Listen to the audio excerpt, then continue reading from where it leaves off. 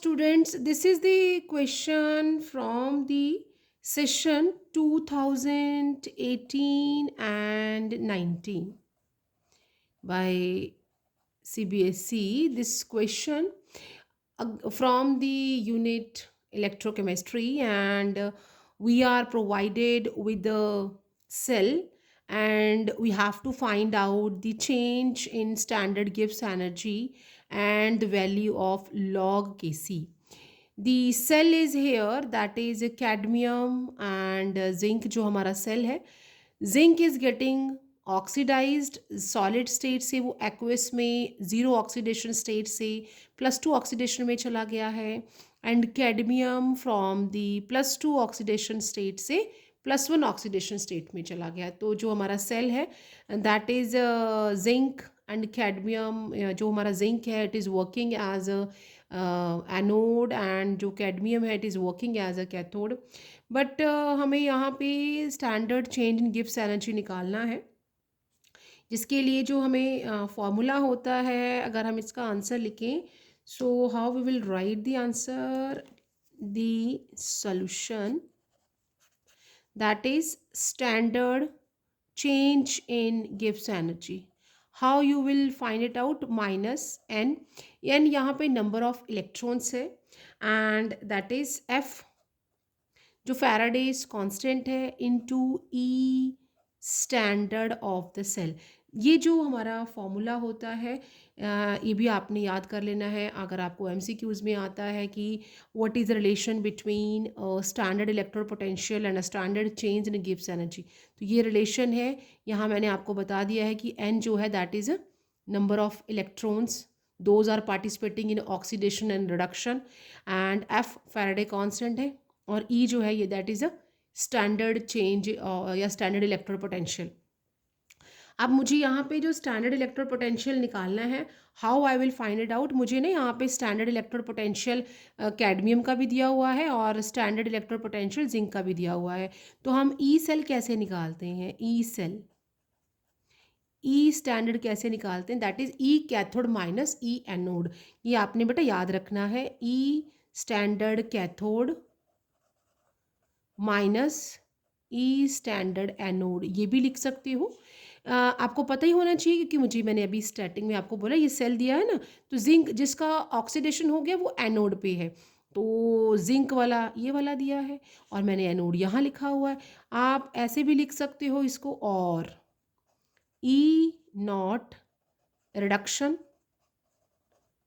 Minus e standard anode, sorry oxidation. Anode तो पहले लिखा ना, ऑक्सीडेशन. एक और भी है, और आप लिख सकते हो ई राइट माइनस ई लेफ्ट. ये जो हमारा ऑक्सीडेशन होता है वो हमेशा लेफ्ट साइड पे होता है, तो लेफ्ट साइड पे कौन है? मैंने बोला एनोड है. सेल अगर आप लिखोगे ना तो सेल इसका कैसा लिखा जाएगा? यहाँ पे Zn जो है वो किस में चला गया है? सॉलिड से इट विल चेंजेस इनटू किस में गया? दैट इज सॉलिड 2+ में. तो ये हमारा ऑक्सीडेशन हो गया, ठीक है. और जो हमारा रिडक्शन हुआ है किसका हो गया? दैट इज कॉपर जो है, सॉरी कैडमियम है यहाँ पे. कैडमियम जो है वो 2+ से किस में चेंज हो गया है? कैडमियम सॉलिड में. तो हमारा राइट साइड पे ये वाला है और ये लेफ्ट साइड पे है, तो इनके यहाँ पे हमें इलेक्ट्रोड पोटेंशियल दिए हुए हैं, तो हम कैसे निकालेंगे? That is E cell equal to minus, हमारे पास आ जाएगा ये फर्स्ट, तो दैट इज माइनस, माइनस लगा है साथ में 0.403 माइनस, और ये भी ऑलरेडी माइनस है, माइनस 0.763. अब माइनस माइनस क्या हो जाएगा? ये तो प्लस हो जाएगा, मल्टीप्लाई हो गया है, और यहाँ पे क्या आ जाएगा? दैट इज़ दी -0.403, और ये क्या हो गया? 0.763.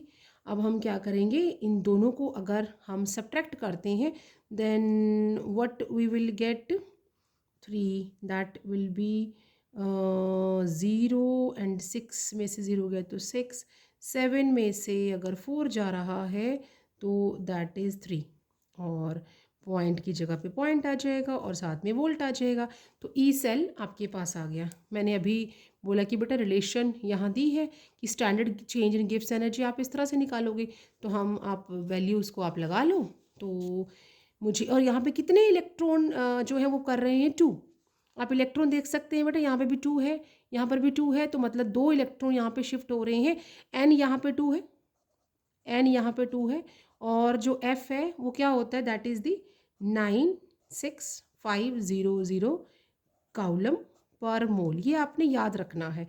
एन तो अकॉर्डिंग टू आपको सेल पता चल जाएगा, एन यहाँ पे 2 है, और फैराडे का जो वैल्यू है वो आपको मिल गई है। और यहाँ पे तो ये आपने यहाँ पे लिख देना कि एन क्या है, नंबर ऑफ इलेक्ट्रॉन्स। ठीक है, एन का मतलब क्या होता है, नंबर ऑफ इलेक्ट्रॉन्स यूज्ड, कितने यूज़ हुए हैं, 2 यूज़ हुए ना। तो अब हम क्या करेंगे, standard change in gives energy, that is लगाइए यहाँ पे -2, एफ़ की जगह पे 96500, ये वाले रिलेशन को हम यूज़ कर रहे हैं।